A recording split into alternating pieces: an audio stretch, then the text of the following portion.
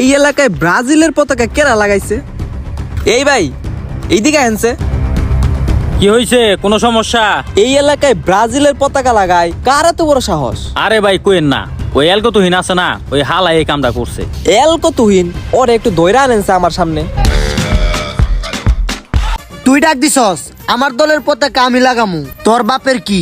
আপনি হইল গিয়ে এলাকার গণ্যমান্য জঘন্য ব্যক্তি। আপনি এই কামটা করছেন, এই যে পতাকাটা যে লাগাইছেন, যে কোনো সময় তো এটা ঝড়ে উড়ে যেতে পারে। একটা কাজ করলে কেমন হয়, দুই পাশে দুইটা বোতল ঝুলে রাখবেন, বোতলের ভারে ঝড়ে কখনো পতাকাটা উড়ে যাব না।